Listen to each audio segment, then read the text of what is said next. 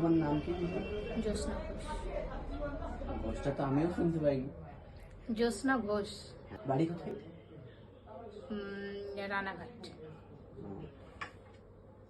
বাড়ি এখন ভেবে শুনুন বলতে পারি। না না, ভাবছিলাম যে রানাঘাট থেকে ভিতরটা বলবো নাকি রানাঘাটেই বলবো, এই জন্য ওখানটা বললেই সবাই চিনতে পারে। হ্যাঁ, মুখে কি সমস্যা হচ্ছে এই যে বলো। এই যে দাগ উঠছে না, হোমিওপ্যাথি দেখিয়েছি, অ্যালোপ্যাথি দেখিয়েছি, কিছুতেই তো তুলতে পারলাম না। এই ফেসবুক থেকে দেখলাম আপনার এইরকম, দেখে আসলাম। এই ব্রণ উঠছে মানে? ব্রণ উঠছে। এটা কতদিন? এটাও আগে ছিল, আর ইদানিং যেন আরো ভিতরটা আঁচুলি টাইপের হয়ে যাচ্ছে, কিন্তু ওর ভিতরে চাল আছে, বার করে দিলে আবার ঠিক হয়ে যাচ্ছে। দাগ হয়ে যাচ্ছে? দাগ হয়ে যাচ্ছে, এই যে সারা মুখ দাগ। আগে তো এইরকম করে আরেকটা করে ভ্রু ছিল আমার, হ্যাঁ বললাম না, দাগ এমন করে দাগ, ওটা আর একটা ভ্রু।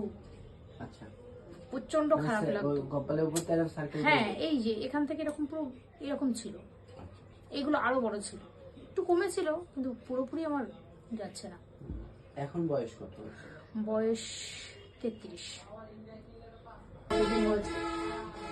এই দাগগুলো হয়েছে 5 বছর হয়ে গেছে, 4-5 বছর।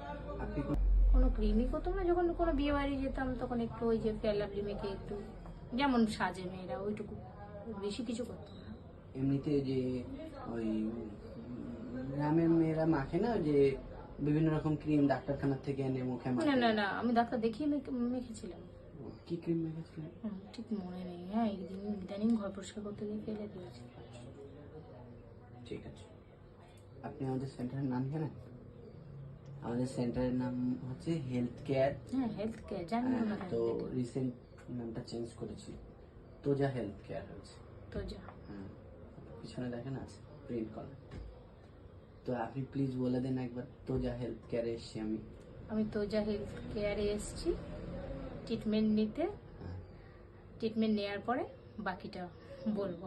ওকে, থ্যাঙ্কস।